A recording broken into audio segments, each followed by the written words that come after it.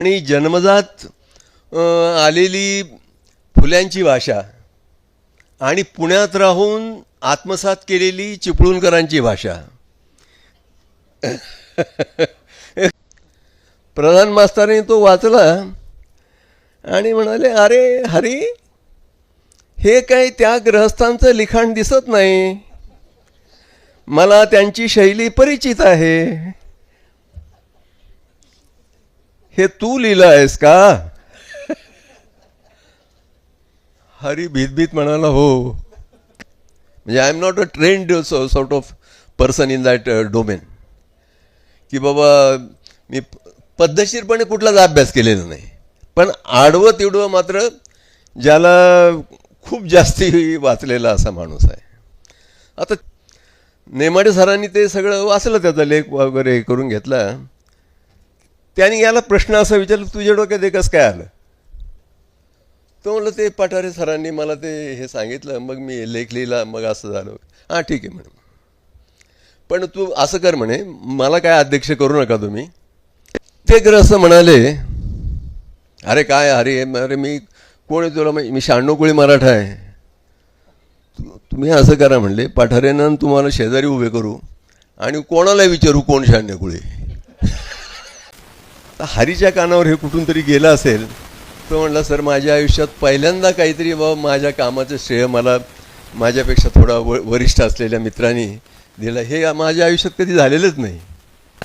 ते म्हणले, आज काय करता हो? पंतप्रधानाच्या हस्ते तुमचा सत्कार ठेवलेला आहे. ठेवा ना म्हणलं, मला नाही यायचं, मला नको आहे म्हणलं. तो पुरोहितांनी स्वतःच्या स्वार्थासाठी किंवा काही कारणासाठी भाषा तयार केली असेल ती संस्कार करून, पण ती महत्त्वाची गोष्ट आहे. आपण फक्त मोठमोठाली साहित्य संमेलनं भरवतो, भुईनाळ्या पेटवतो, आतषबाज्या करतो, टी व्हीचे कॅमेरे आणतो, मोठमोठे लोकनेते स्टेजवर येऊन मोठमोठ्या घोषणा करतात. इंग्रजी माध्यमाच्या शाळा काढणे. आता त्या माध्यमाच्या शाळेत जाताना मूल, अगदी गरिबाचं मुलं असलं तर ते ड्रेस बीस घालून ते आईवडिलांना वाटतं, अरे काय छान आहे एकदम, ते दिसतं गोजीरवाणं. ते इतके लूट करतात पैशांची.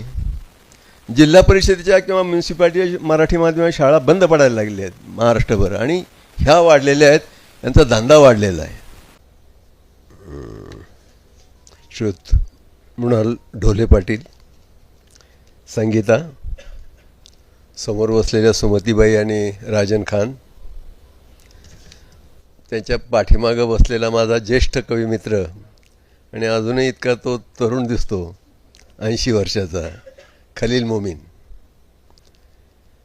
आणि खरं म्हणजे आणखी नावं घेता येतील, पण बंधूंनो आणि भगिनींनो,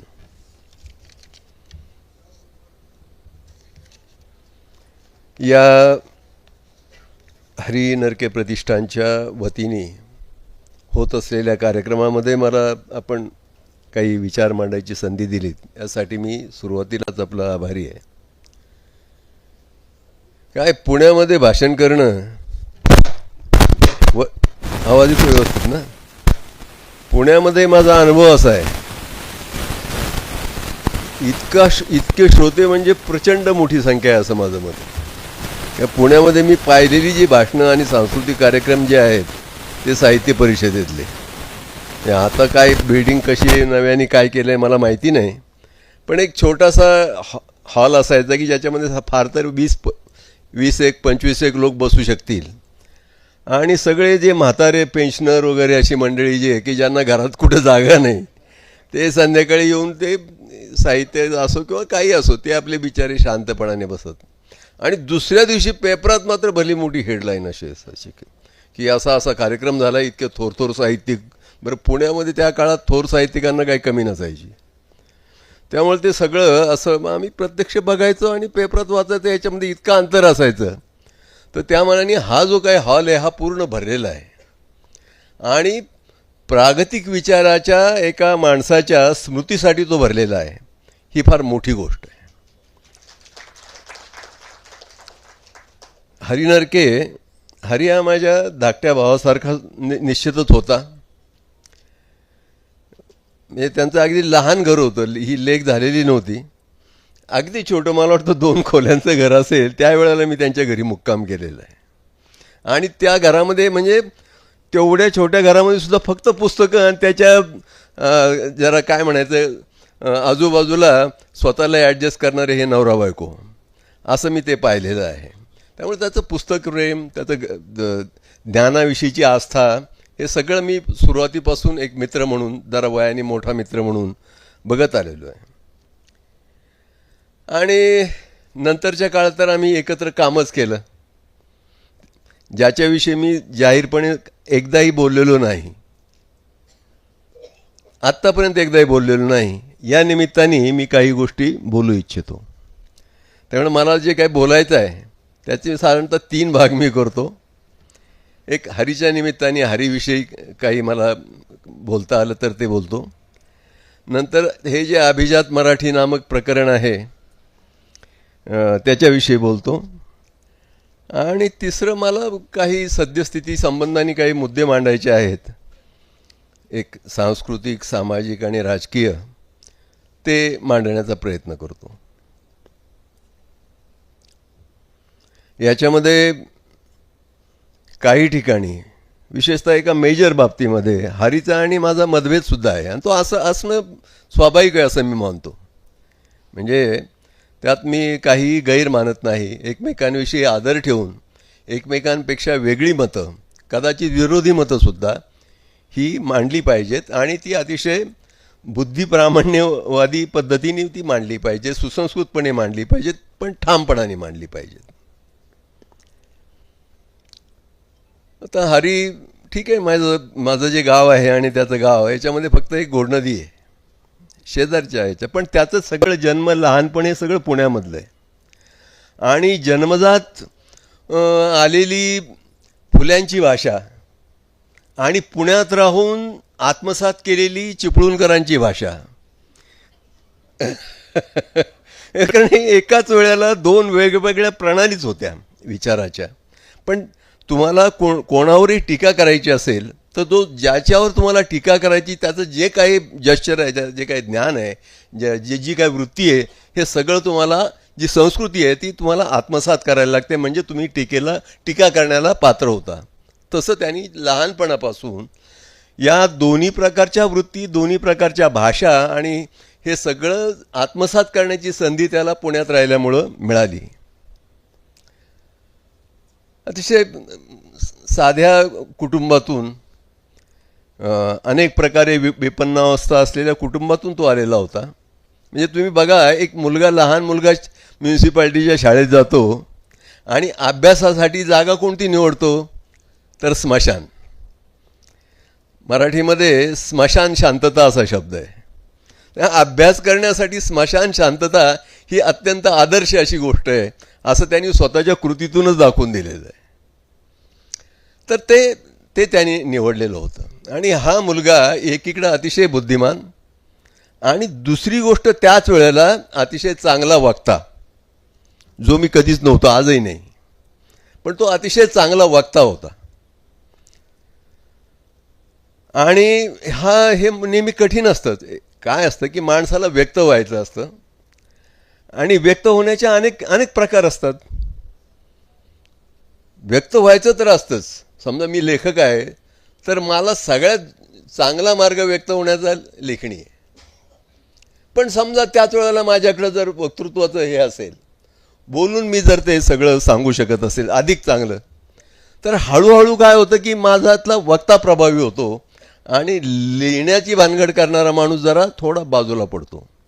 तर हे आपल्या आयुष्यामध्ये हे चेक्स अँड बॅलन्सेस हे नेहमी असतात आणि त्याला काही इलाज नसतो.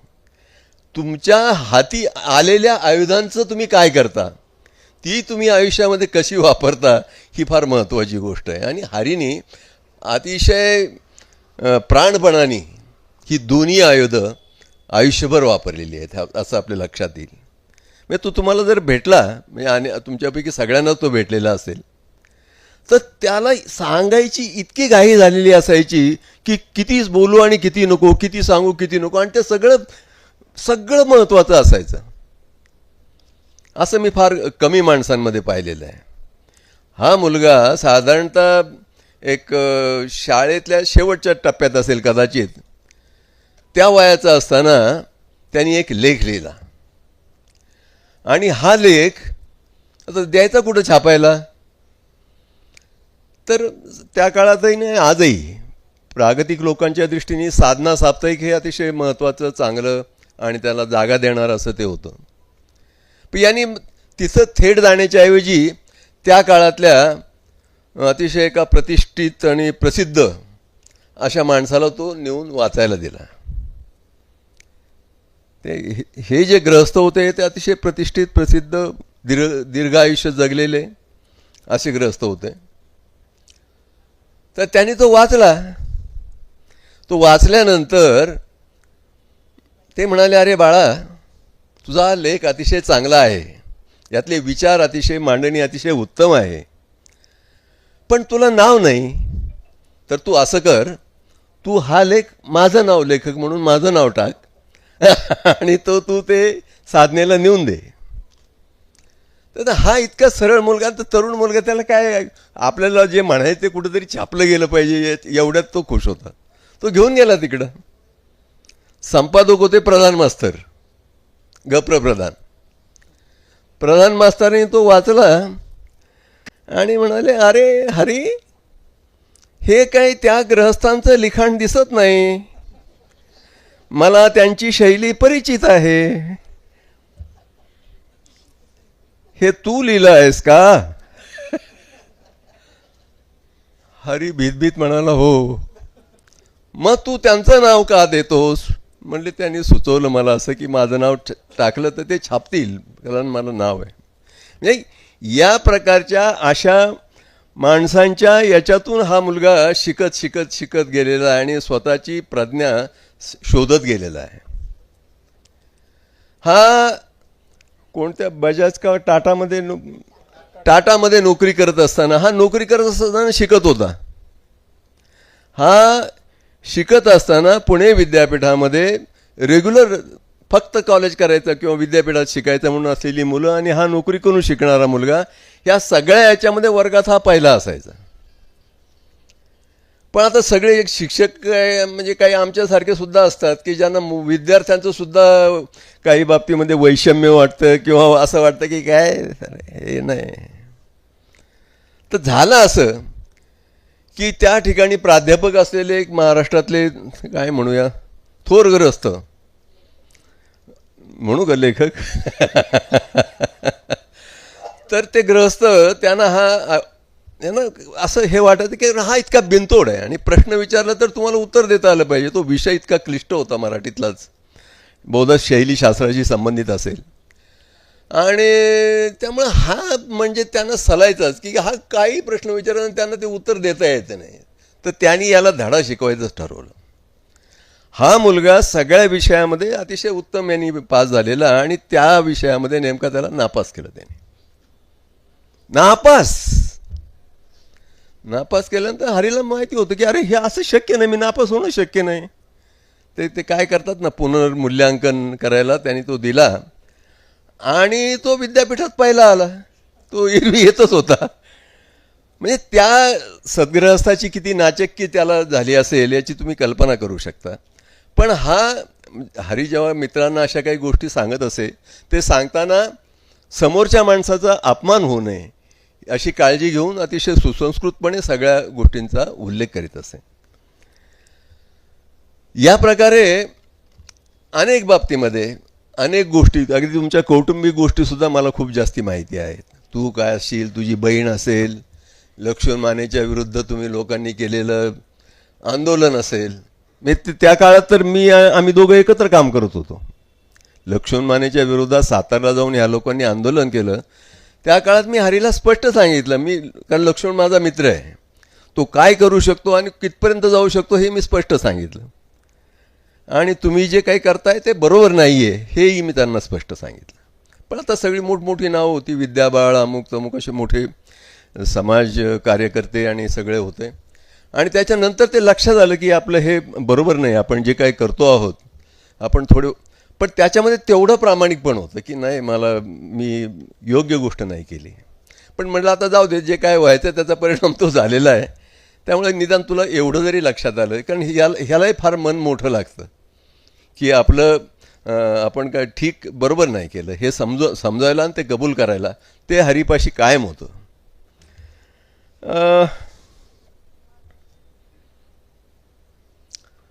आता संगीताने उल्लेख केला, आता त्याच्याविषयी मला जर थोडं नंतर बोलतो. इंग्रजी भाषेची पहिलीपासून सक्ती, कारण माझं मत वेगळं आहे आणि ते मला फार महत्त्वाचं वाटतं, जिव्हाळ्याचं वाटतं. त्याच्या आधी मी हे जे अभिजात मराठी भाषेचं जे एकूण प्रकरणाचं जे काही झालेलं आहे त्याच्या संबंधाने आज पहिल्यांदा जाहीरपणे बोलतो. काय झालं होतं, 2012 साली या सगळ्याची सुरुवात झाली, तर त्याच्या एक 5-6 महिने आधी कदाचित असेल, मी साहित्य संस्कृती मंडळाचा सदस्य होतो. आता इथं राजन खान आहे, तोही माझ्यासारखाच सदस्य होता. एका वेळेला आम्ही नव्हतो पण होतो. मी 2दा सदस्य होतो. पहिल्यांदा मी सदस्य ज्या वेळेला होतो तर त्यावेळेला मी अतिशय सिन्सिअरली सगळं ते, मला वाटलं की हे खूपच चांगली संधी आहे आपल्याला मराठी भाषेसाठी साहित्यासाठी काही काम करण्याची. तर ते मी खूप सिन्सिअरली सगळ्या गोष्टी केल्या आणि हे असं केलं पाहिजे, तसं केलं पाहिजे. ते म्हणायचे, अरे काय महत्त्वाचं बोलतोयस तू. एखादी मग ते सब कमिटी नेमली, ती मला तिचा अध्यक्ष करायचे. ते मी, निखिल वागळे, तिसरा कोण आपल्या दलित पॅन्थरमधला अर्जुन डांगळे, बरोबर. आम्ही 3 जण. आणि मग यांना विचारलं तर काय करायचं, नाही तू अध्यक्ष आहे, तूच तयार कर. तर ते मी केलं सगळं. पण प्रत्यक्षामध्ये त्याच्यावर कुठलीही कार्यवाही काही झाली नाही, काय नाही, ते पडलेलं सगळं. म्हणजे पुस्तकाच्या प्रसाराचं किंवा काय करता येईल याच्या संबंधीची योजना होती. माझ्या लक्षात आलं की इथं जाऊन फालतू वेळ घालण्याचा अर्थ नाही, आपल्याला ते भत्ताही नको, ते काय भानगड नको. त्यामुळे दुसऱ्यांदा मला पुन्हा बरं, सरकारची पद्धत अशी आहे, सरकार काय आपली संमती घेत नाही. सरकार म्हणजे वट हुकूम काढतं डायरेक्ट, तुमची नेमणूक करण्यात आलेली आहे. तर तशी दुसऱ्यांदा माझी पुन्हा एकदा नेमणूक झाली. आमच्या एका मित्रांनी सांगितलं, ज्येष्ठ मित्रांनी, याच्यात काय नाही, ते मीटिंगला जायचं नाही, काय नाही, ते त्यांचं काय पुस्तकं काय हे सगळं ते येत राहील, ते घेत जायचं, तक करायची नाही अजिबात. तसं मग मी तसा सभासद राहिलो. तर त्या काळात एकदा असं झालं की महाराष्ट्राच्या सांस्कृतिक विभागाचे सचिव जे होते, कुलकर्णी नावाचे सचिव होते, त्यांचं एक पत्र दिल्लीला गेलेलं होतं की भाषेच्या अभिजातपणाचे निकष कोणते. त्या पत्राचं तिथला जो दिल्लीचा जो जो कोणी अधिकारी असेल त्यांनी पाठवलेलं उत्तर, त्या उत्तराच्या प्रती साहित्य संस्कृती मंडळाच्या सगळ्या सदस्यांना पाठवण्यात आल्या. तशी ती मला आली. मला त्या मंडळाच्यात रस नसला तरी ते पत्र मी वाचलं की हे भाषेच्या अभिजातपणाच्या कसोट्या ह्या तुम्ही आता सांगितल्यात त्या. अरे म्हटलं, हे तर सगळं मराठी सहज हे करते, फुलफिल करते. मराठी भाषा ही या सगळ्या अटी ज्या आहेत ह्या सहजपणे आपल्याला तसं स्थापित करता येईल, प्रस्थापित करता येईल. याचं कारण तुम्हाला सांगतो. आता मी काय मराठी साहित्याचा अभ्यासक नाही, भाषेचा अभ्यासक नाही, म्हणजे I am not a trend sort of person in that domain, की बाबा मी पद्धतशीरपणे कुठलाच अभ्यास केलेला नाही. पण आडवं तिडवं मात्र ज्याला खूप जास्ती वाचलेला असा माणूस आहे. आता त्याच्यामुळं लक्षात जे माझ्या आलं ते याच्यामुळं की मी प्राचीन महाराष्ट्र हे जे श्रीधर व्यंकटेश केतकरांचा ग्रंथ वाचलेला होता, पु ग सहस्रबुद्धेचा याच विषयावरचा ग्रंथ वाचलेला होता, राजाराम शास्त्री भागवतांची जे खंड आहेत 6 खंड दुर्गाबाईंनी संपादित केलेले ते वाचलेले होते. त्याच्यानंतर आणखीन एक जुने म्हणजे कुलकर्णी नावाचे गृहस्थ होते, त्यांचा एक ग्रंथ वाचलेला होता. असे 5-7 तरी मी ग्रंथ वाचले आणि माझ्या लक्षात होतं की मराठी भाषेचं मूळ हे महाराष्ट्रीमध्ये आहे आणि ती खूप प्राचीन भाषा आहे. तर मी हरीला फोन केला. हरीला म्हटलं, अरे हे तुझ्याकडे आलं आहे का पत्र? हो सर, माझ्याकडे आलेलं आहे. अरे मग आपल्याला हे करता येईल म्हटलं, हे काम, या प्रकारचं काम आपल्याला एस्टॅब्लिश करणं हे शक्य आहे. तर तो म्हटलं, हो सर, बरोबर आहे अगदी.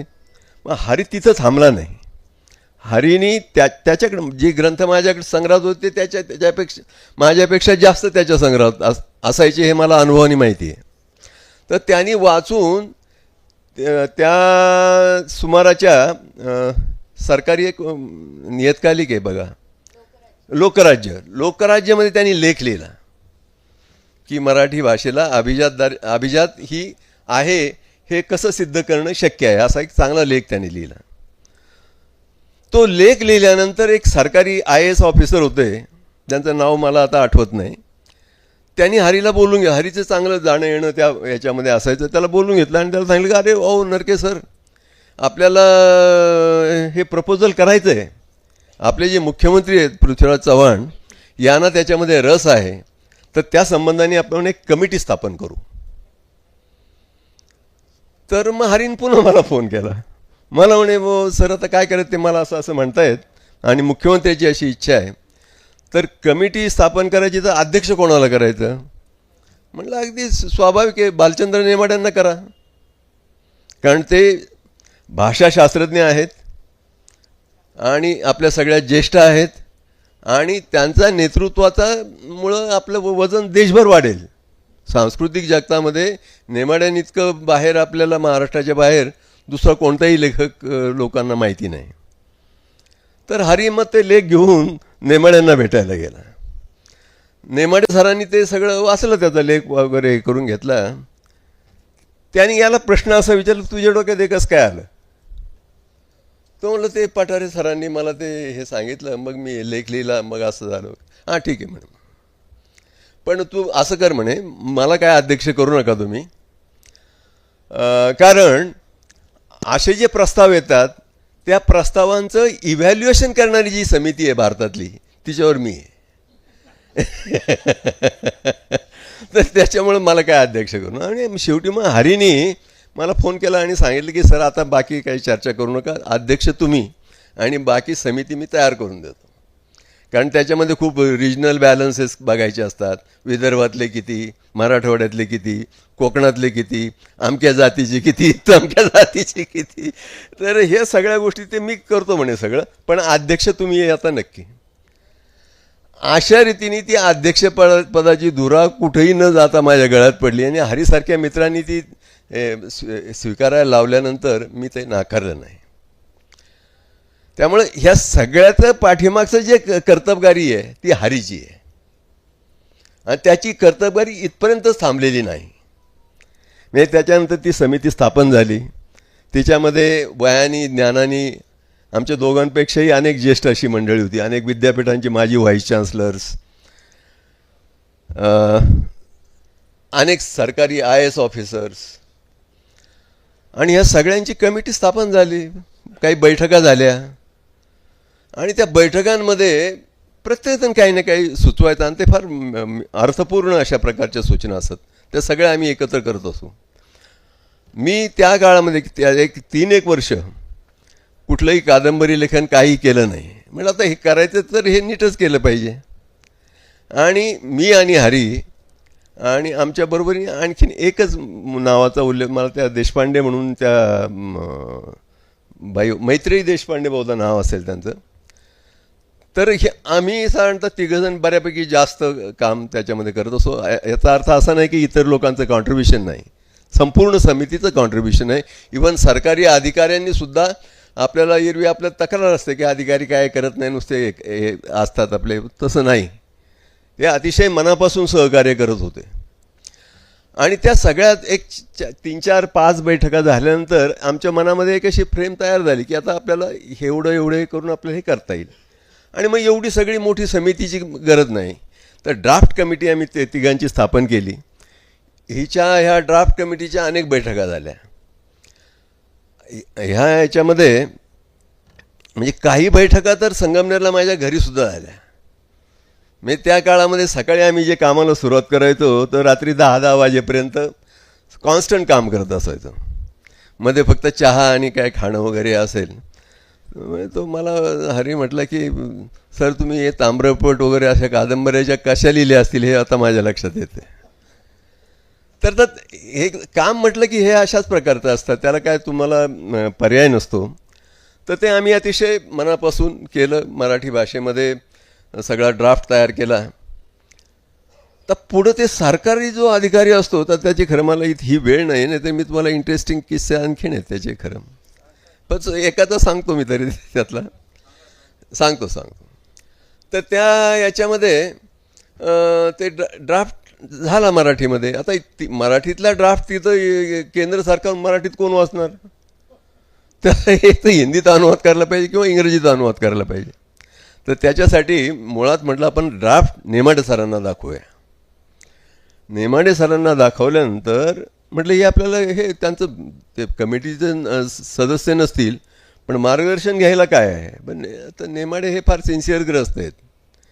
म्हणजे त्यांच्या त्या वयामध्ये त्या काळामध्ये त्यांनी शब्द न शब्द आमच्या ड्राफ्टचा वाचला आणि त्याच्यामध्ये काय बदल करता येईल, काय वाढ करता येईल, कशी वाढ करता येईल, कोणते आणखीन मुद्दे टाकता येतील आणि हे सगळं इंग्रजीत करून घेणं कसं आवश्यक आहे, इतके डिटेल्ड अतिशय बारकाईने आम्हाला सगळ्या सूचना केल्या.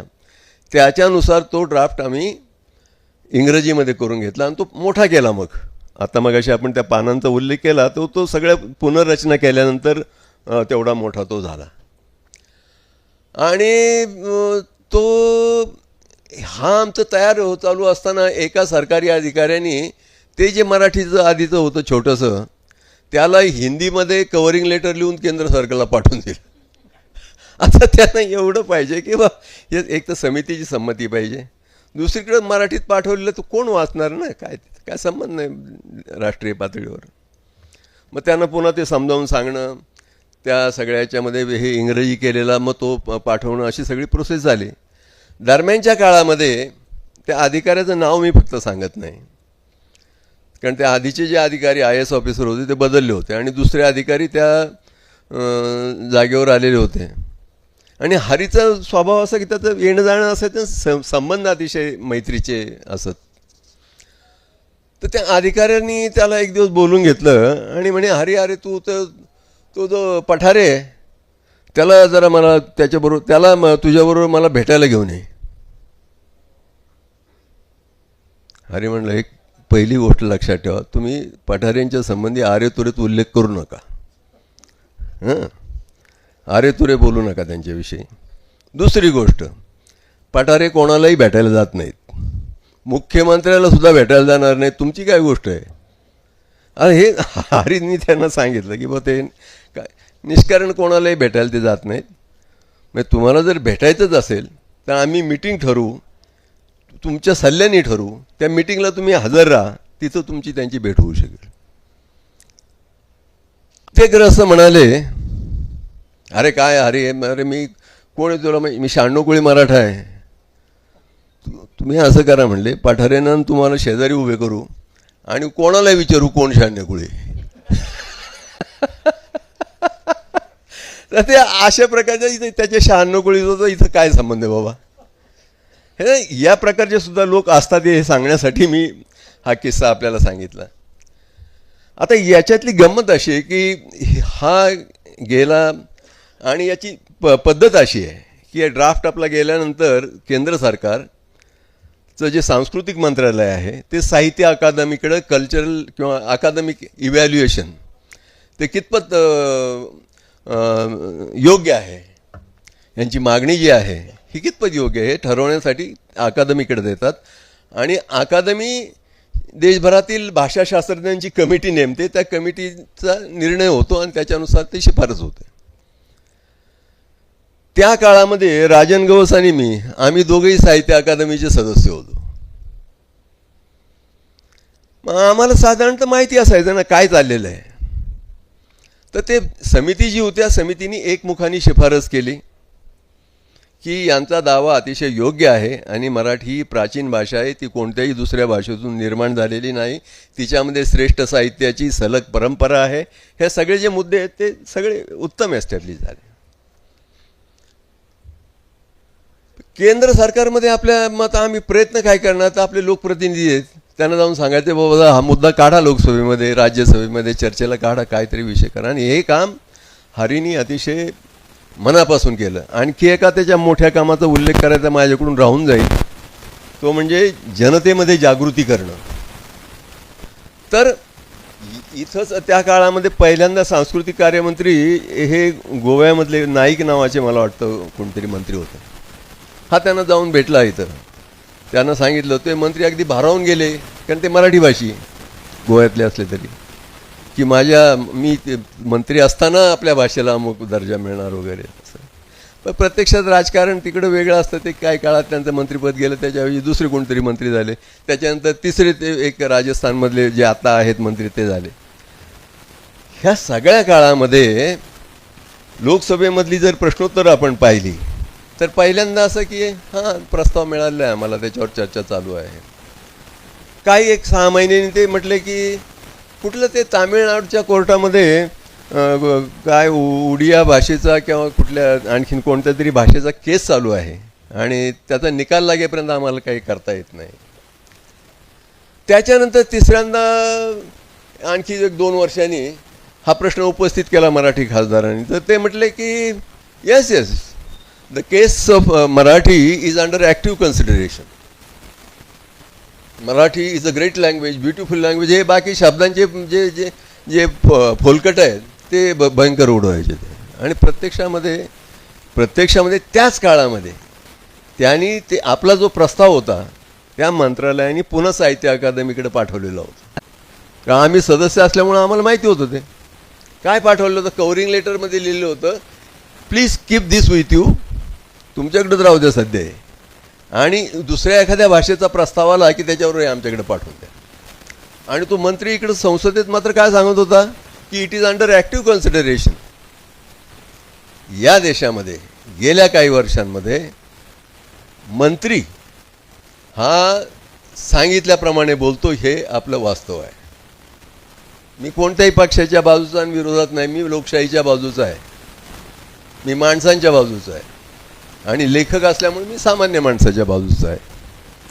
त्यामुळे हे आम्ही असा विचार करतो की बाबा मंत्री खोटं काय बोलतात का? कारण मंत्र्याच्या हातातच काही नाही.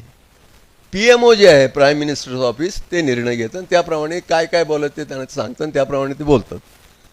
कोणाला दोष द्यायचा? अशा प्रकारे सगळी टोलवाटोलवी चाललेली असताना आम्ही आपले थोडाफार प्रयत्न करत होतो. दरवर्षी कुठला मराठी भाषा दिन आला की पत्रकारांचे फोन यायचे सगळ्यांचे, काय झालं तुमच्या यात? अरे बाबा आम्हाला जे काम दिलेलं ते आम्ही केलेलं आहे, बाकी काम तुमचं आहे, पत्रकारांचं आहे, लोकप्रतिनिधींचं आहे, ह्या सगळ्या मराठी जनतेचं आहे. आणि हे लोकांच्या मनावर त्याच्या आधी जवळजवळ 2 ते 3 वर्ष ठसवण्याचं अत्यंत प्रभावीपणाने हरीने काम केलेलं होतं. महाराष्ट्राचा असा एकही जिल्हा किंवा तालुका नाही जिथं जाऊन हरीनी ही मराठी भाषा ही कशी अभिजात आहे, श्रेष्ठ आहे, याच्यासाठीची हजारो भाषणं केली. हजारो हा शब्द नुसता अलंकार म्हणून मी वापरणार नाही, संख्यासुद्धा हजाराच्या मध्ये नक्की असली पाहिजे, इतकी भाषणं त्यांनी केली.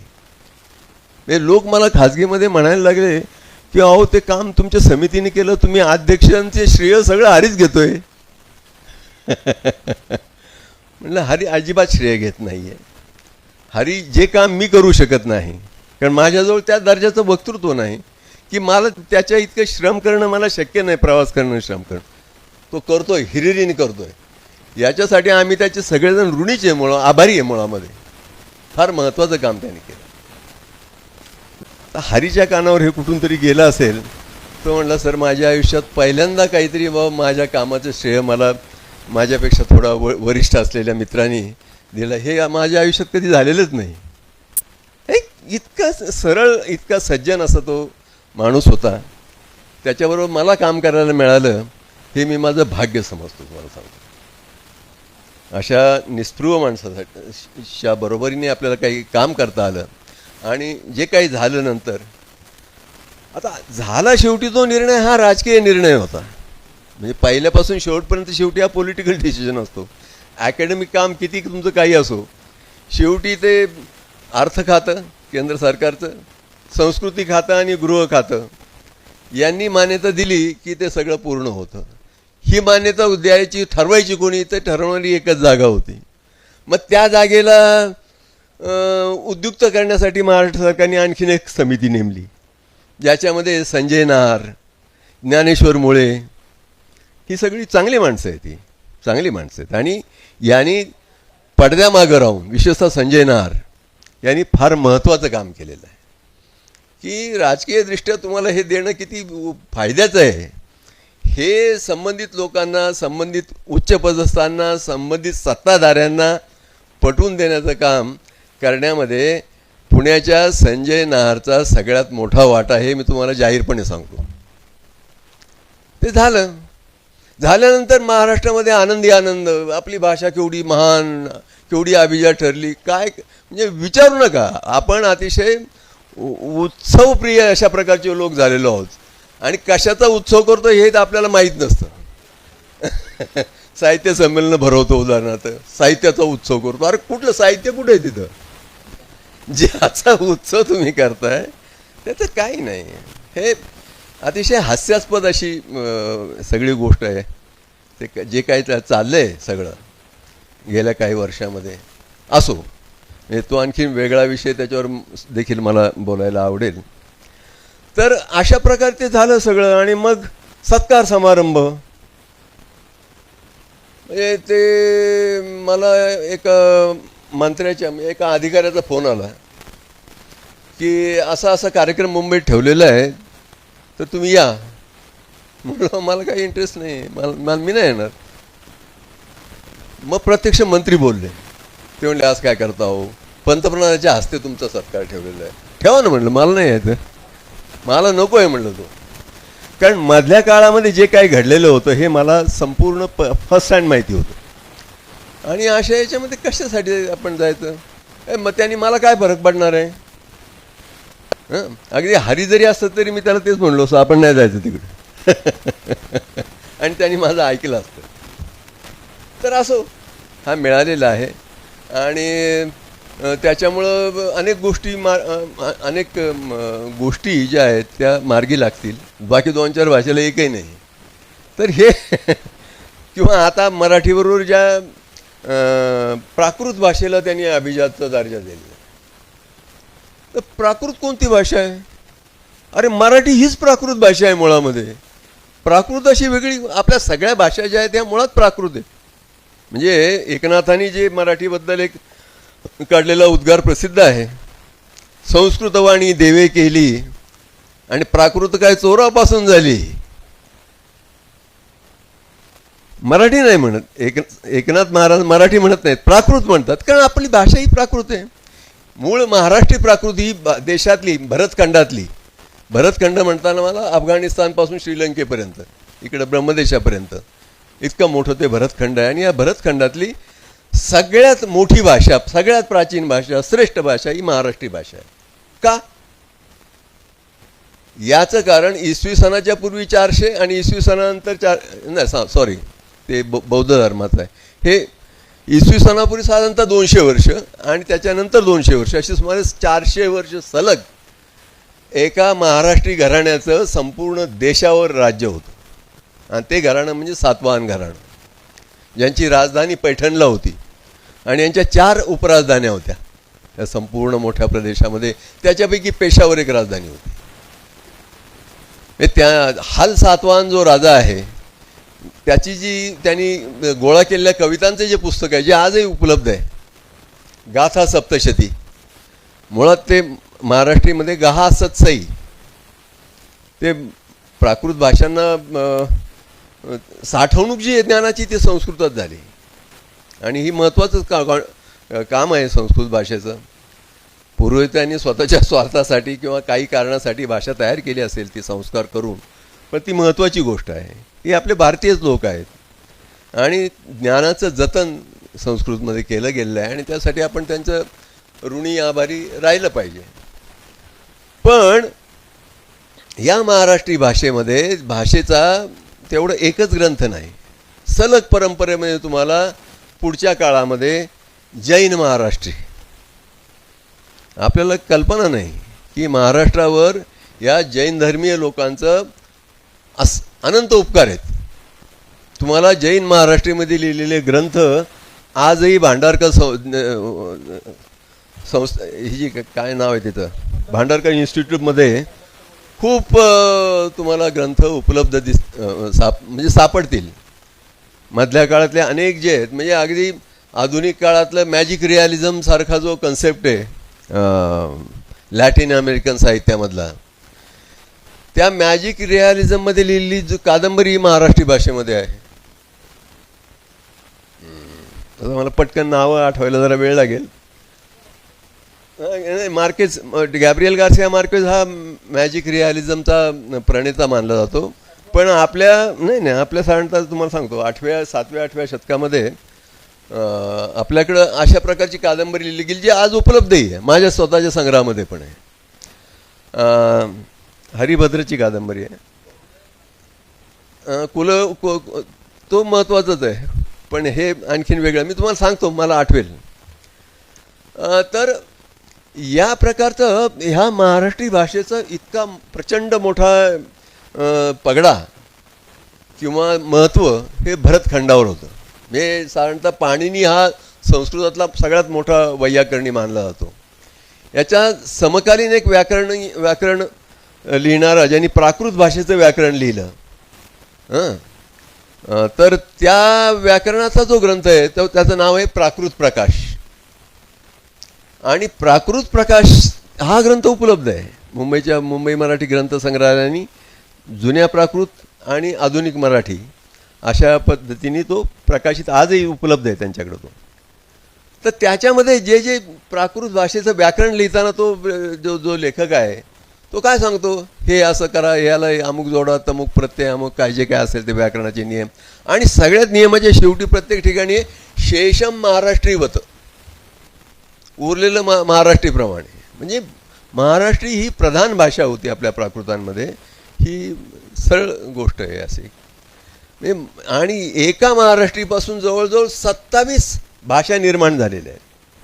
महाराष्ट्रीचं मूळ रूप जे सलग संथ नदीसारखं मराठीमध्ये आलेलं आहे तसं त्या भाषांचं झालेलं नाही, पण त्या आहेत, तयार झालेल्या आहेत. अगदी श्रीलंकेची सिंहल भाषा ही महाराष्ट्री प्राकृतपासून निर्माण झालेली. आपल्याला आश्चर्य वाटेल की हे काय भानगड आहे, पण ते आहे, हे वास्तव आहे. सिंहल भाषा ही महाराष्ट्री प्राकृतपासून. तर मी मुद्दा माझा हा होता की या प्राकृतला वेगळं अभिजात भाषेचा दर्जा देण्याचं काय, मराठीच प्राकृत आहे. किंवा आपल्या सगळ्या ज्या भाषा आहेत, उडिया असेल, अमुक असेल, आसामी असेल, गुजराती असेल, या प्राकृत भाषा आहेत. याच्यामध्ये शीर्षस्थानी जी आहे ती महाराष्ट्री आहे. तर आता आपल्याला हे माहिती नाही, राजकीय निर्णय असतात, असो, आपल्या भाषेला मिळालं. पण मला या सगळ्यापेक्षा अभिजाततेच्या नुसत्या एखाद्या सर्टिफिकेटाने आपल्याला मध्ये काही फरक पडणार नाही.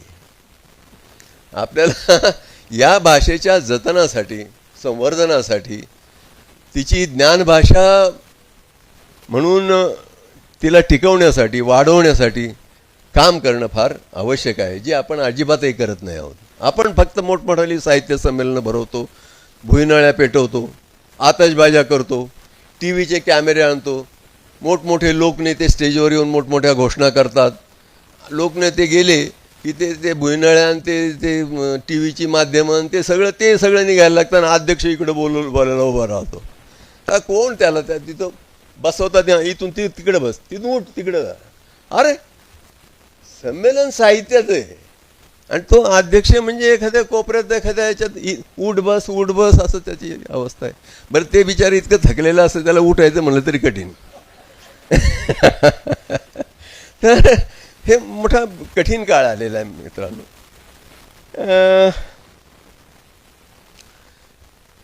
मराठी भाषेला जर जगवायचं, टिकवायचं असेल तर हे अभिजाततेचं वगैरे मी खरं म्हणजे मी कंटाळलो होतो. हे काय मिळो नाही तर नाही मिळो काय फरक पडत नाही. पण आपल्या आजच्या तातडीच्या गरजा कोणत्या असेल तर आपल्या भाषेला ज्ञानभाषा बनवणं फार मोठी भाषा आहे. हे 2-2 कोटी लोकसंख्येचे देश आहेत. त्या देशांमध्ये, त्या भाषांमध्ये जगातलं याच्यावत ज्ञान आणण्याची व्यवस्था त्यांनी केलेली आहे. इस्रायलच्या हिब्रू नावाच्या भाषेमध्ये त्यांनी याच्यावत ज्ञान, किती हिब्रू लोक किती 1 कोटीच्या आत आहेत. पण तुम्हाला समजा एखाद्या विद्यापीठामध्ये इस्रायलमध्ये PhD करायचं असेल तर त्याच्यासाठीचे संदर्भ ग्रंथ हिब्रू भाषेमध्ये उपलब्ध आहे. नियतकालिक हिब्रू भाषेमध्ये उपलब्ध आहेत. केवढा देश आहे आमच्या नगर जिल्ह्यापेक्षा थोडासा मोठा. ते इकडं तिकडं दाबून आक्रमणं करून गाजापट्टी ताब्यात घे, ते आमकं ताब्यात घे, ते नाही तर ते इतका बारीक देश आहे. पण आणि मी त्यांच्या म्हणजे बाजूचा बिलकुल नाही. ज्या प्रकारे ते आज काही जे काही करतायत, ज्या प्रकारे जेनोसाईड म्हणजे माणसांचा वंशच नाहीसा करणे, ह्या प्रकारचं जे काही ते जे करतायत ते त्याला मला मान्य नाही. पण हे जे आहे की आपली भाषा, तिच्याविषयीची अस्मिता, तिला मोठी करणं, तिला ज्ञानभाषा करणं, हे आपण घेतलं पाहिजे. अरे आपली भाषा फार मोठी आहे तिच्यापेक्षा. 13 कोटी महाराष्ट्री लोक आहेत, 130 मिलियन. आणि ह्या भाषेमध्ये आता मी शिकलो, विज्ञान शिकलो, मॅट्रिक नंतर मला इंग्रजीतच शिकावं लागलं. ते का? मराठी भाषेत ग्रंथच नाही ना.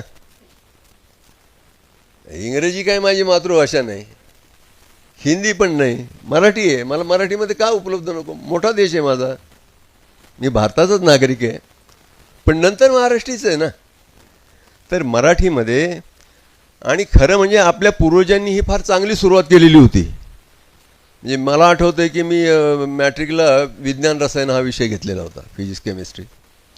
तर त्याच्यासाठी जे टेक्स्टबुक उपलब्ध होते अतिशय उत्तम मराठीत लिहिलेलं होतं, अतिशय उत्तम.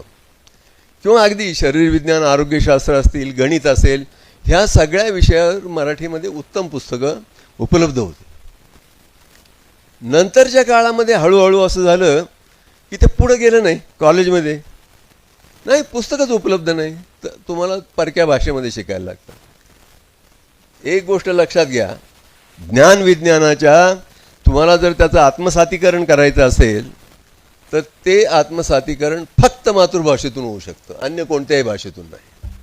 जी भाषा तुम्हाला माहीत नाही ती ज्ञानाचं वहन कसं काय करणार? इथं मागाशी जो मुद्दा तुम्ही हरीनी ज्याचा आग्रह धरला त्याच्या मी विरोधात आहे. त्या काळामध्ये रामकृष्ण मोरे नावाचे मंत्री होते आणि रामकृष्ण मोरेंनी याच्यात पुढाकार घेतला आणि कदाचित हरी त्यांच्याबरोबर असेल असं मला नेमकं माहिती नाही. पण हा अत्यंत घातक अशी गोष्ट आहे. इंग्रजी माध्यमाच्या शाळा आणि पहिलीपासून इंग्रजी ही आपल्या भाषिक संस्कृतीसाठी एवढंच नाही तर आपल्या ज्ञानाची आस्था बाळगण्याची ठिकऱ्या उडवणारी अशी गोष्ट आहे. इंग्रजी महत्त्वाची भाषा आहे. मी त्या भाषेमध्ये आयुष्यभर वावरलो, 40 वर्ष वावरलेलो आहे. मी गावठी याच्यातून आलेलो आहे, पण इंग्रजीत उत्तम घरच्यापुरतं चांगलं बोलू शकतो, तो भाग नाही. पण मला जर समजा काही समजावून घ्यायचं असेल आणि ते मराठीत उपलब्ध असेल तर मी कधी मराठीच हे वापरीन. याचं कारण आहे, तुम्हाला सांगतो. कारण भाषा ही नुसता शब्दांचा संग्रह नसतो, तर भाषेमध्ये अनेक सांस्कृतिक जे जे जे संचित आहे. एक शब्द जरी घेतला तर अनेक प्रकारचं सांस्कृतिक संचित त्याच्यामध्ये दडलेलं असतात, संकेत व्यवस्था दडलेल्या असतात, इतिहास असतो. अगदी साधं उदाहरण मी अनेकदा देतो. पुत्र व्हावा ऐसा गुंडा ज्याचा तिन्ही लोकी झेंडा. म्हणजे पुत्र असा पराक्रमी असा व्हावा की त्रैलोक्यामध्ये त्याचा झेंडा लागेल. आता गुंडा हा शब्द जो आहे ना, हा कन्नडमधून आपल्याकडे आलेला आहे. गंडू, गंडू म्हणजे नवरा. माझ्या एका मित्राची बायको बंगलोरकडची आहे, अयंगार. तर ती म्हणली आमच्याकडं महाराष्ट्राला गंडूभूमी असं म्हणतात. गंडूभूमी म्हणजे नवऱ्यांचा देश किंवा पुरुषांचा देश. म्हटलं असे का म्हणत असतील? तर आपले पूर्वज जे टोळ्यांनी आले ना, 3 ठिकाणाहून राजवाडे सांगतात, यांच्यामध्ये बायका संख्येने कमी होत्या. रानटी टोळ्यामध्ये 7 बाई माणसाला ते कमी असतील. तर मग त्यांनी इथं आल्यानंतर स्थानिक ज्या स्त्रियांशी लग्न केली आणि त्याच्यातून जी प्रजा उत्पन्न झाली ते आपण लोक आहोत. महाराष्ट्र गंडूभूमी, पुरुषांचा देश. कारण बायका नसलेले पुरुष जे आहेत त्या पुरुष लोकांचा असा देश आहे, नवऱ्यांचा देश. हे आता नुसतं एक शब्द आहे गंडूभूमी, तर तिच्यामध्ये किती किती इतिहास आला. आता हा तुम्हाला आंग्ल भाषेमध्ये तुम्ही जर शिकायचा प्रयत्न केला तर काय कळणार? अजिबात कळणार नाही. म्हणजे आता मी कदाचित पुन्हा पुन्हा तेच म्हणतो असं होईल. पण आता आम्ही शाळेत शिकलेलो आर्किमिडीजचा सिद्धांत आपण सगळ्यांना माहिती असेल. कोणताही घनपदार्थ द्रवात बुडविला असता, सोपं आहे, आपल्या डोळ्यासमोर चित्र येतं. घनपदार्थ दगड द्रवात बुडवला, पाण्यात बुडवला. कोणताही घनपदार्थ द्रवात बुडवला असता घनपदार्थाच्या वजनात तूट येते त्याच्या वजनामध्ये. अरे असं कसं काय होतं? ती तूट घनाने बाजूला सारलेल्या द्रवाच्या वजना इतकी असते. सिंपल. ह्या प्रतिमा आपल्याला माहिती आहे सगळ्या. आता हेच मी इंग्रजी शिकवायला लागलो. Wien a solid is immersed in a fluid. झालं का आता? फ्लुइड म्हणजे काय? लिक्विड आणि गॅसेसला मिळून एक शब्द आहे फ्लुइड.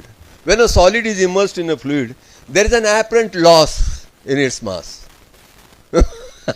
ॲपरंट काय भानगड आहे आणखी आता? तर अशा, आणि मग ते that is equal to whatever amount of mass of the fluid displaced वगैरे ते इंग्रजीमध्ये. पण अरे उपलब्ध आहे ना. या इंग्रजी माध्यमाच्या शाळा काढल्यानंतर जे त्या शाळांमध्ये शिकवतात लोक, त्यांना स्वतःलाच इंग्रजी येत नाही. ते काय शिकवणार? इंग्रजी भाषा तुम्हाला आत्मसात जर केलेली असेल तर तिच्यातलं ज्ञान तुम्हाला आत्मसात वहन करता येईल तिचं. तर मी पाहिलेले आहेत, अनेक जण असे पाहिलेले आहेत. मी एका, मला माहिती नाही वेळ किती आहे, पण एका कार्यक्रमात मी गेलो होतो संगमनेरलाच. आणि ते असंच, कारण हा फार मोठा धंदा झालेला आहे आता महाराष्ट्रभर, इंग्रजी माध्यमाच्या शाळा काढणे. आता त्या माध्यमाच्या शाळेत जाताना मूल, अगदी गरिबाचं मुलं असलं तर ते ड्रेस बीस घालून ते आईवडिलांना वाटतं अरे काय छान आहे एकदम, ते दिसतं गोजीरवाणं. ते इतके लूट करतात पैशांची. जिल्हा परिषदेच्या किंवा म्युन्सिपाल्टी मराठी माध्यमाच्या शाळा बंद पडायला लागल्या आहेत महाराष्ट्रभर, आणि ह्या वाढलेल्या आहेत, यांचा धंदा वाढलेला आहे. तर अशाच एका शाळेमध्ये त्या ज्या संचालक होत्या त्या महिला आमच्या माझी विद्यार्थिनी होत्या, आणि स्थानिक जरा प्रतिष्ठित वगैरे अशा महिला होत्या त्या. तर त्यांनी म्हटलं की सर तुम्ही याल का आमच्याकडं 15 ऑगस्टला झेंडा फडकवायचा आणि नंतर एक छोटं भाषण द्यायचं. हां येईन म्हटलं मी. तर मी गेलो. तर जातानाच मला ते एकूण सगळं कृत्रिम आणि असं वाटलं, पण म्हटलं जाऊ दे, आपल्याला काय त्याच्याशी काही घेणं नाही, जे काय आहे ते ठीक आहे. तर तिथंच गेल्यानंतर पहिल्यांदा भाषण केलं ते तिथले हेडमास्तर, त्यांना ते प्रिन्सिपल म्हणतात. तर प्रिन्सिपल साहेबांनी भाषण केलं इंग्रजीमध्ये, अर्थात इंग्रजी माध्यमाच्या शाळेचे प्रिन्सिपल इंग्रजीमध्ये. When the British came and stole our knowledge. अरे मूर्खा म्हणलं, स्टोल काय? हे ज्ञान कोणी कोणाचं स्टिलिंग वगैरे काय करत नाही. आणि अशाच प्रकारच्या इंग्रजीत तो सगळं काय काय ते सांगत होता. ते झाल्यानंतर ती बाई जी माझ्या शेजारी बसली होती, प्रमुख, संस्थेची प्रमुख, त्या म्हणल्या बस सर तुम्ही मराठीत बोललात तरी चालेल. तर मी उठलो, म्हटलं मला असं सांगण्यात आलं आहे की मी मराठीत बोललो तरी चालेल, पण मी असं करतो की मी इंग्रजीतच बोलतो, कारण माझ्या आधी जे ग्रस्त इंग्रजीत बोलले ते किती चुकीचं हे तुमच्या लक्षात येईल. आणि पालकांसाठी नंतर मराठीत पण बोलतो. आणि हे सगळं बोलताना इंग्रजी माध्यमाच्या शाळेत पालकांना सांगितलं की बाबांनो, तुम्ही तुमच्या मुलांचं नुकसान करत आहात, याच्यातनं काहीही फायदा नाही, याच्यातनं तुमच्या मुलांचं फार मोठं नुकसान. हे धंदा करायला बसलेले लोक आहेत. तुम्ही कल्पना करा त्या यांचं काय झालं असेल, म्हणजे की ह्या माणसाला झक मारली आणि बोलवलं.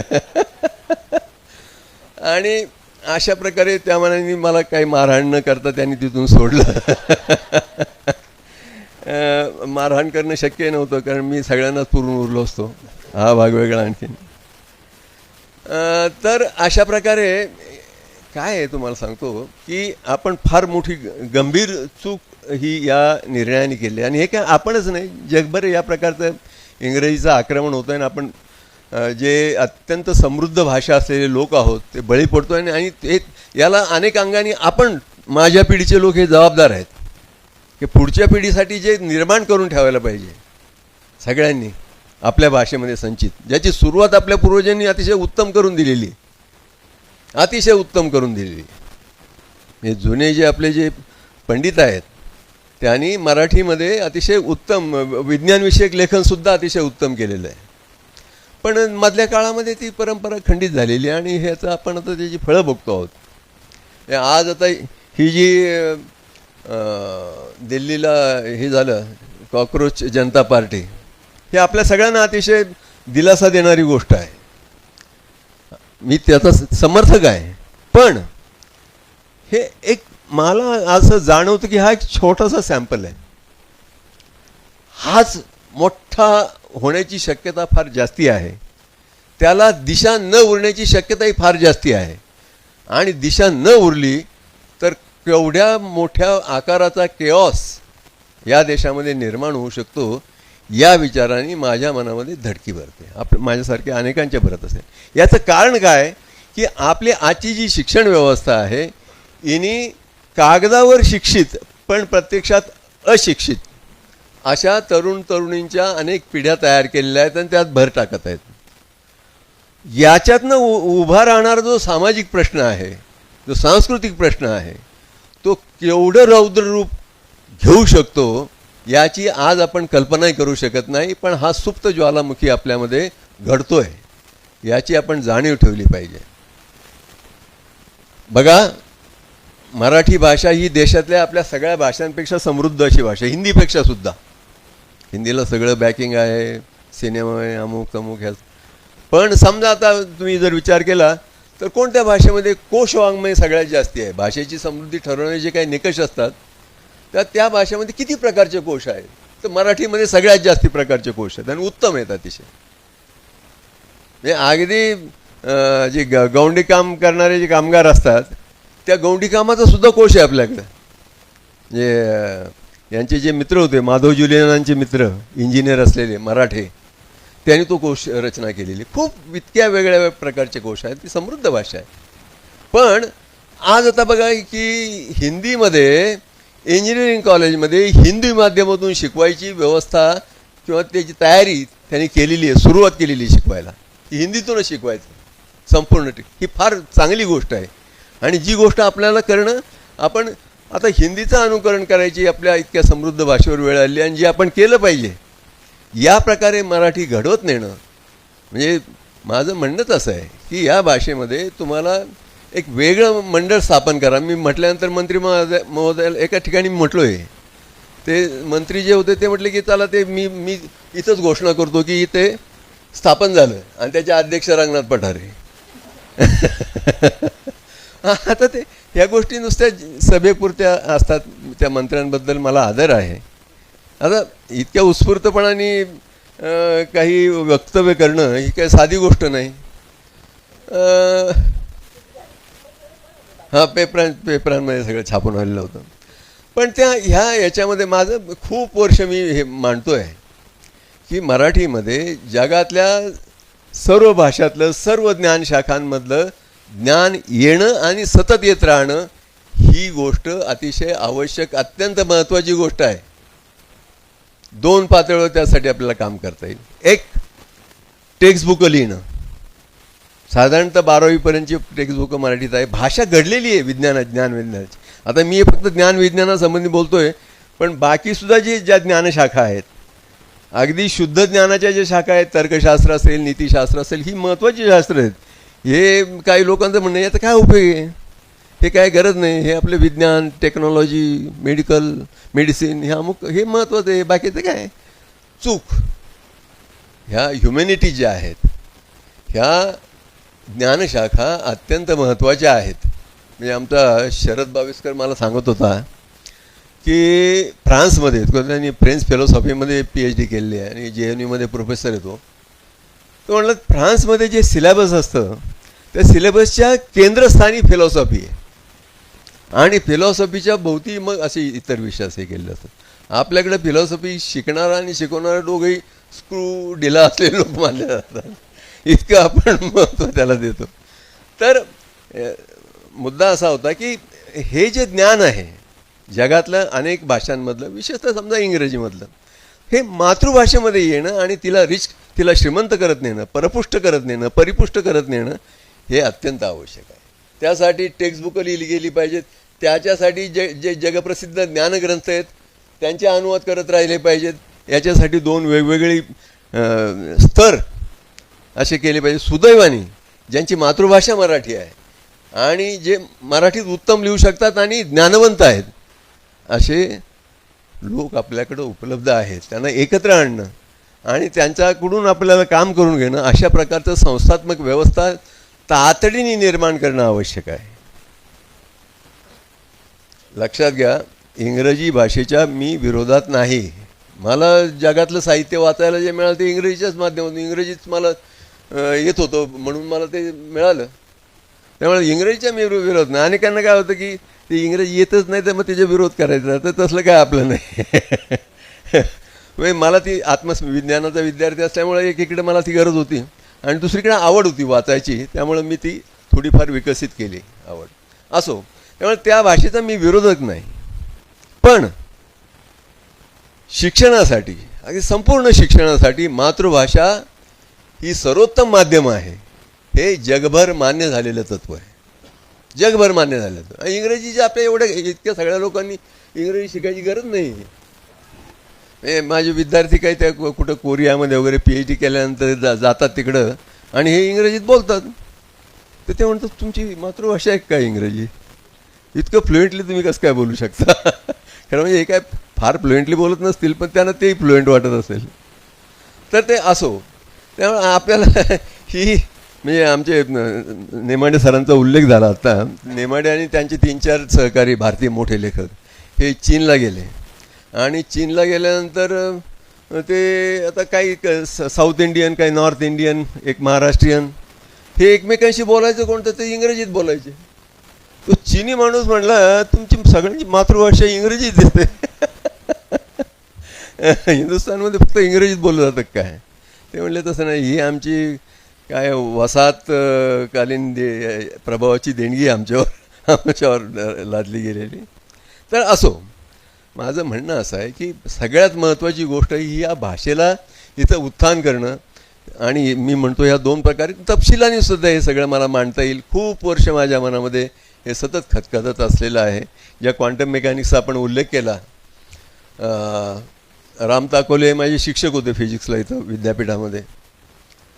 राम ताकवले तुम्हाला माहिती आहे समाजवादी चळवळीत होते. निळूभाऊ राम ताकवले, आमचे नामदेवराव गुंजाळ, हे सगळे ते याची जी राष्ट्र सेवा दलाची जी कलापथकं असायची त्याच्यामध्ये काम करायचे. तर हे मला नंतर माहीत झालं, म्हणजे ते मला शिक्षक होते त्या काळात हे मला काय माहीत नव्हतं. आणि त्यांनी क्वांटम मेकॅनिक्सवर एक पुस्तक मराठीत लिहिलेलं आहे आणि आपलं हे जे आहे विद्यापीठ ग्रंथ निर्मिती मंडळ, ज्याची स्थापना यशवंतराव चव्हाणांनी केली होती, जे पुढं डब्यात निघालं. कोणी लक्ष दिलं नाही त्या मंडळाकडे. राजकारत्यांना काय घेणं नाही, आपल्या ज्ञानी लोकांना काय घेणं नाही. पण त्यांनी काही जी पुस्तकं छापलेली आहेत त्याच्यापैकी एक क्वांटम यांत्रिकीची मूलतत्वे. म्हणजे मी क्वांटम मेकॅनिक्स शिकवलं अनेक वर्ष. ते पुस्तकासाठी सगळे शब्द मराठी उपलब्ध नव्हते तिथे त्यांनी इंग्रजी वापरले. पण तरीसुद्धा ते पुस्तक वाचताना मला क्वांटम मेकॅनिक्स जेचं मूलभूत तत्त्व जे आहे ते अधिक नीट समजलं. मातृभाषेचा फायदा असा असतो, तिच्यामध्ये ते उपलब्ध असेल तर तुम्ही अतिशय नीट विचार करू शकता. संशोधक, अभ्यासक हे जे तयार होतात हे ज्ञानाच्या आंतरिकीकरणाने तयार होतात, पोपटपंचीनी तयार होत नाहीत. 4 ओळी इंग्रजीत फेकल्यामुळे तो आपल्याकडे विद्वान मानला जातो. तर तशी परिस्थिती नाही आहे आपल्याकडे. तुम्हाला माहिती आहे की हिम्मतराव बावस्कर नावाचे डॉक्टर होते, आहेत म्हणजे अजून मराठवाड्यातले, MBBS झालेले.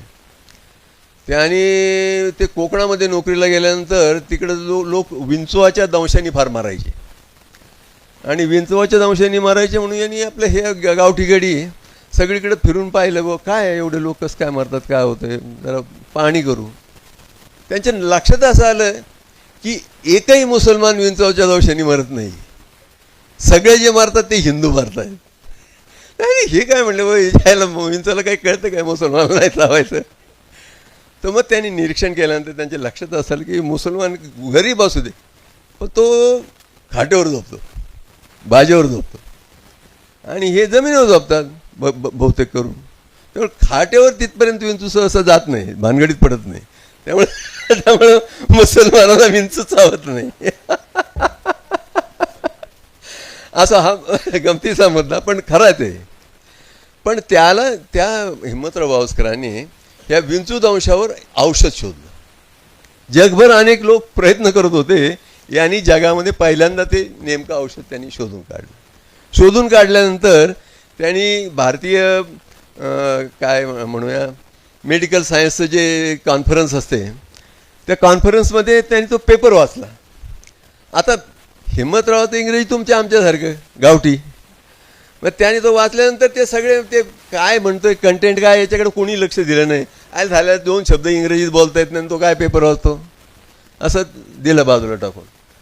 हिम्मतरावांनी तो पेपर पुढं परदेशी एका जर्नलमध्ये पाठवला आणि त्या लोकांचे लक्ष झालं की झालं आपण जे काय आपल्याला सापडलं ते ह्या माणसाला सापडलेलं. त्यांनी डोक्यावर घेतलं ते पेपर आणि ते सगळं हे. अरे बापरे, लगेच हा मोठा माणूस झाला या आपल्या लोकांच्या नजरेमध्ये. अशी गंमत आहे. म्हणजे इंग्रजी ही महत्त्वाची आहे. तुम्हाला माहिती आहे कपिल देव ज्यावेळेला भारताचा कॅप्टन झाला तर त्याला इंग्रजी बी काय फारसं येत नव्हतं. म्हणजे तो आपलं हिंदीचं तर काय हरियाणवी जाट जो काय ज्या पद्धतीने बोलत तसं बोलायचं. मग त्याला कोणतरी म्हटलं की अरे क्या यार तू कॅप्टन बन गया, साला अंग्रेजी बोलने नहीं आती. तो म्हणला मैं अंग्रेजी बोलने के लिए यहाँ नहीं आया हूँ, मैं क्रिकेट खेलने के लिए आया हूँ. तर हेच ज्ञानाचं आहे.